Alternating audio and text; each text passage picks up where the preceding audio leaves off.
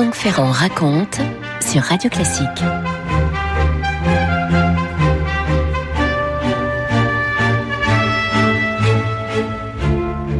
Au milieu des années 1980, un film est réalisé dans la baie de Cape Cod. On est sur la côte est des États-Unis. Nous sommes précisément le 20 juillet 1984 et il y a toute une équipe vidéo qui arrive de Boston pour faire un certain nombre d'enregistrements avec Barry Clifford.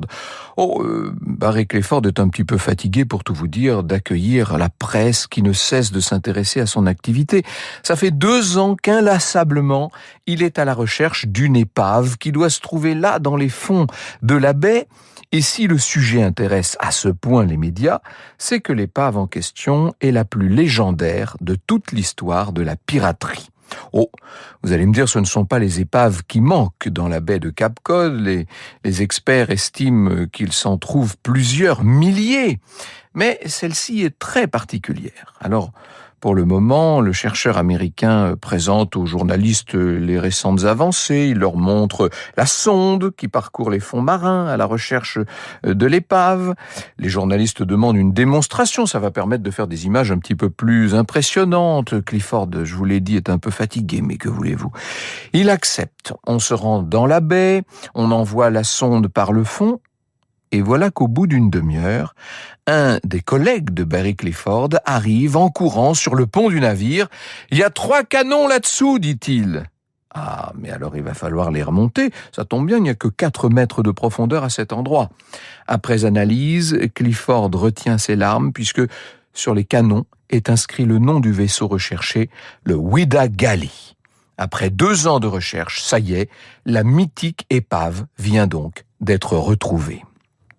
Emmanuel et Patrick Lisée ont écrit aux éditions du Trésor, ça ne s'invente pas, un ouvrage intitulé « Naufrage de légende ». Et voici ce qu'ils nous disent.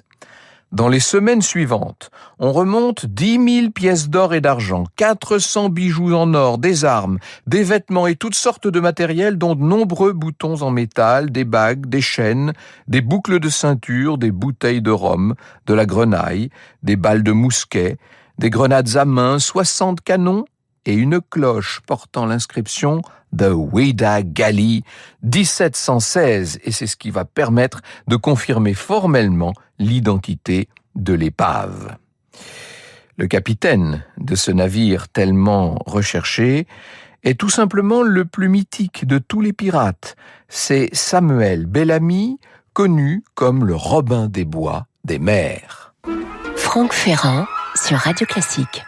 1689. Ah oui, là, on a fait un saut de 3 siècles en arrière. Nous sommes en Angleterre. 1689, autant dire qu'on est à la fin de la Glorious Revolution. Je vous en parlais l'autre jour de cette révolution qui a chassé le roi catholique Jacques II, qui a été remplacé par le protestant Guillaume d'Orange. Dans la famille Bellamy, on est resté assez étranger à cette agitation. On ne roule pas sur l'or, on vit dans un comté très pauvre, le Devonshire. On est dans le sud-ouest de l'Angleterre, sur les bords de la Manche, pas très loin de Plymouth. Et alors même que Guillaume III est en train de s'emparer du trône d'Angleterre, la mère Bellamy met au monde son 6e enfant. C'est un garçon, on va l'appeler Samuel, nous dirons-nous à la française, Samuel si vous voulez bien. C'est un enfant tout chétif, on ne sait même pas s'il va survivre. Après quelques jours, il va un petit peu mieux, mais cette fois, c'est sa mère qui vient à décéder brutalement, seulement 2 semaines après sa naissance. On est dans les très rudes mois de l'hiver 1689. Samuel Bellamy va être élevé par son père, par ses frères et sœurs. On ne sait pas grand-chose sur son enfance. On sait qu'à l'âge de 13 ans, il va s'engager dans la marine anglaise. Lorsqu'on vit dans les environs de Plymouth, ça fait toujours partie des choix de vie possibles. Et quand on est dans une famille très pauvre, ça fait même partie des choix nécessaires. Samuel Bellamy va se retrouver donc embarqué dans la guerre de succession d'Espagne qui prend fin en 1714. La marine anglaise licencie plusieurs dizaines de milliers de marins à ce moment-là, et le voilà qui, à 25 ans, se retrouve sans situation. Misère terrible, assez insupportable, et c'est à ce moment-là qu'il va, comme tant d'autres, décider de traverser l'Atlantique pour aller recommencer sa vie là-bas, au Nouveau Monde, là où tout semble possible et peut-être même où tout paraît facile. Après une traversée qui va être un peu difficile, Samuel arrive dans la baie de Cap Cod à l'automne 1715 et il va s'installer pas très loin de l'actuel Boston en Floride, à Princeton exactement. Mais ici, c'est une vie de misère, disons-le. Le rêve du nouveau monde s'évanouit rapidement. Malgré tout, Samuel va rencontrer la personne qui sera le grand amour de sa vie. Elle s'appelle Mary Hallett. Elle a seulement une vingtaine d'années. Et voilà qu'au bout de quelques mois, eh bien, elle attend une enfant, cette Mary. Les parents, en revanche, ne sont pas contents du tout. Ah non, ils n'ont pas du tout envie de voir leur fille épouser un marin désargenté, une espèce d'Anglais qui débarque là en haillons sans avenir. Alors Samuel va faire une promesse à Marie. Il lui dit que dans moins d'une année, il reviendra et qu'il sera extrêmement riche. Alors, c'est pas le tout de faire des promesses, mais ensuite il faut les tenir.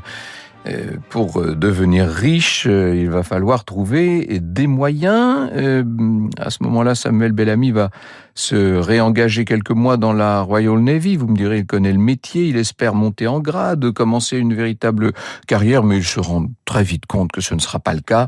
Il déchante, il abandonne la marine. Dans une espèce de taverne, il va rencontrer deux personnes qui ont trouvé une nouvelle façon de s'enrichir, encore en toute légalité. Il s'agit d'aller chercher au fond des mers les navires espagnols qui se sont échoués au large et qui ont laissé briller leur trésor à quelques pieds de profondeur. Alors avec ses nouveaux camarades, eh bien, Samuel va se lancer dans la recherche du trésor.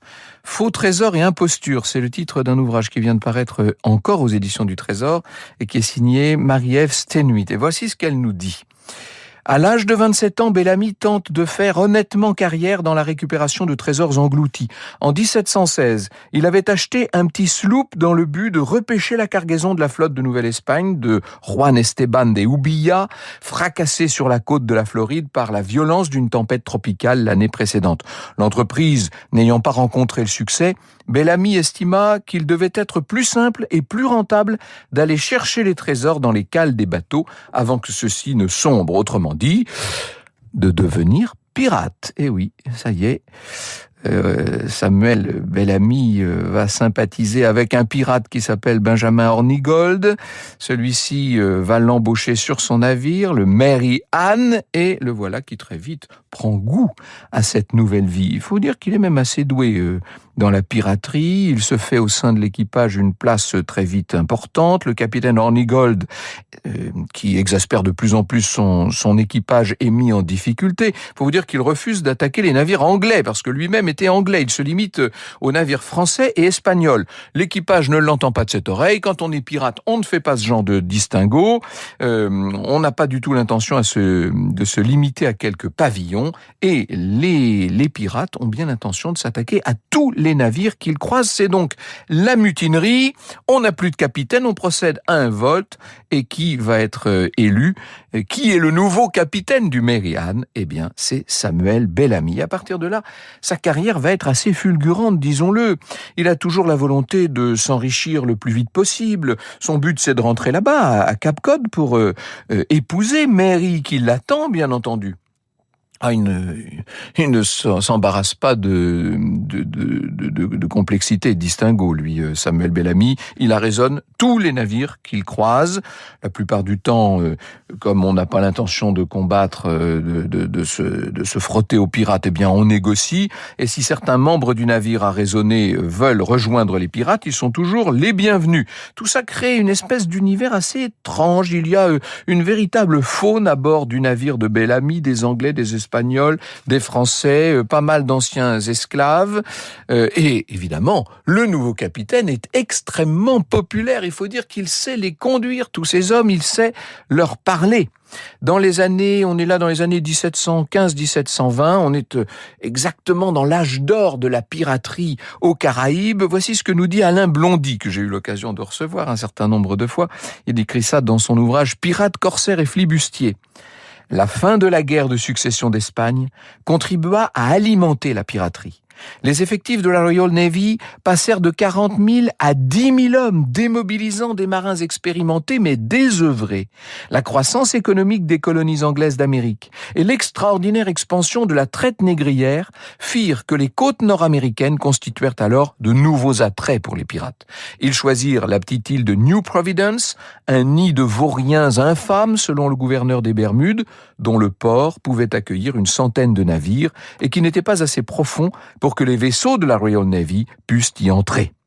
Peu à peu, Samuel Bellamy devient une véritable icône dans cette société hétéroclite de pirates de tout acabit. Sa richesse devient légendaire. Il faut dire qu'il n'arrête pas de prendre de nouveaux navires.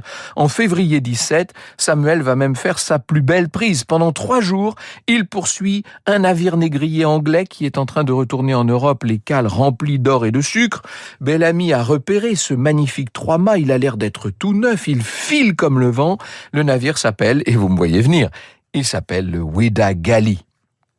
Il va falloir quand même un peu de ruse pour s'en emparer, mais je vous l'ai dit, Samuel est un excellent pirate. Ça ne fait qu'1 an qu'il est entré dans la piraterie, mais ça fait maintenant de nombreuses années qu'il s'entraîne, si je puis dire. Il a passé ses journées et ses nuits sur la mer depuis l'âge de 13 ans. 3 jours de poursuite. Et finalement, Samuel se rapproche du Weda Galley. Le capitaine anglais négocie. Bellamy lui propose la vie sauve avec son navire, le Mary Ann, en échange du Weda Galley et du trésor qu'il abrite, bien entendu. Le capitaine anglais n'a pas tellement de choix, il accepte, et c'est comme ça que Bellamy va pouvoir se targuer de posséder au sein de la piraterie le plus beau de tous les navires, évidemment. Le mois suivant, notre pirate va s'adonner à près d'une 50aine d'arraisonnages. C'est un record, aujourd'hui encore. Pas mal d'historiens déclarent que Samuel Bellamy aura été le plus efficace et sans doute le plus riche de tous les pirates. Sa réputation dépasse largement les Caraïbes. Et quand il veut convaincre de nouveaux marins de le rejoindre, voilà ce qu'il leur dit. « Ils nous condamnent, ces crapules qui nous gouvernent, alors que la seule différence entre nous, c'est qu'ils volent les pauvres sous couvert de la loi et que nous pillons les riches armés de notre seul courage. Ne ferais-tu pas mieux de devenir un des nôtres ?» Ah oui, il sait parler, il sait convaincre ce Bellamy. Sa personnalité est sans doute une des raisons de sa légende. Il est considéré comme loyal, avec un code d'honneur assez particulier, celui de la piraterie. On ne le voit jamais tuer inutilement, on le voit toujours s'occuper de son équipage, partager le butin. On le voit faire voter au sein de l'équipage la poursuite ou non des affaires. C'est assez démocratique cette affaire. Tout ça lui vaut ce surnom de Robin des Bois des Mers et l'autre surnom, celui qui est encore le sien aujourd'hui, on dit de Samuel Bellamy qu'il aura été le prince des pirates. Je vous rappelle que ça ne fait pas plus d'1 an que Bellamy est pirate et que déjà il est considéré comme le plus riche de sa profession, si tant est qu'on puisse parler d'une profession. Bien sûr que sa tête est mise à prix, sauf qu'à bord de son navire, il est invulnérable. Pas moyen de l'arrêter. Lorsqu'il s'adresse aux capitaines des autres navires, de ceux qui l'abordent, il leur lance « Vous êtes de ceux qui acceptent d'être gouvernés par des lois prises pour assurer la sécurité des riches, ces petits péteux qui n'ont pas le courage de défendre autrement les biens acquis par leur friponnerie. » À présent, Bellamy pense avoir suffisamment d'argent pour que les parents de Mary l'acceptent comme beau-fils. C'était ça le problème. C'était un train de savate à leurs yeux et il n'était pas du tout digne de leur fille. Et bien là maintenant, il va rentrer à Cap Cod et il va pouvoir mettre un terme à sa vie de pirate puisqu'il a fait la fortune dont il avait besoin. Jean-Baptiste Galen a préparé cette émission et il nous raconte le grand moment. Dans la soirée du 26 avril 1717, Bellamy aperçoit Cap Cod. Il va pouvoir de nouveau entrer dans la légalité. Mais, naviguant de nuit, le Weda s'échoue sur un banc de sable. Certains diront que le trésor était si lourd que le navire frottait le fond des mers. Malheureusement, une tempête se déclare, elle est extrêmement violente, le navire chavire, les mâts se brisent et le Weda est englouti par les vagues.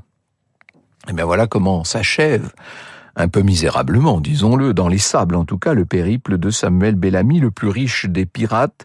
Il mourra au large de Cap Cod en voulant rejoindre l'amour de sa vie, car il ne survivra pas à ce terrible accident. Des 150 membres de l'équipage, il faut vous dire que seules 2 personnes arriveront vivantes sur les côtes. Inutile de vous dire que les personnes en question, ce sont des pirates. Aussitôt on les arrête, on les juge. Il y en a un qui sera rendu à l'état d'esclavage et l'autre qui parviendra à prouver qu'il était pirate contre son gré. Et donc on finira par le libérer. Dans les jours qui suivent, une centaine de corps vont être retrouvés sur les côtes. Mais le corps de Samuel Bellamy ne sera jamais retrouvé. On va établir une carte pour essayer d'identifier clairement la zone à sonder, pour retrouver le Ouida et son trésor. Mais durant les décennies, les siècles même qui vont suivre ce naufrage, personne jamais ne parvient à rien retrouver. On ignore ce qu'est devenu Mary avec son bébé. Ce qui est certain, c'est que sans ce naufrage, les descendants de Samuel Bellamy aujourd'hui seraient encore probablement immensément riches. Franck Ferrand sur Radio Classique. Depuis 1984 et la découverte dont je vous parlais au début de cette émission, les rapports se sont multipliés. On a continué à faire des découvertes. D'ailleurs, ça fait 38 ans maintenant que ces recherches se poursuivent.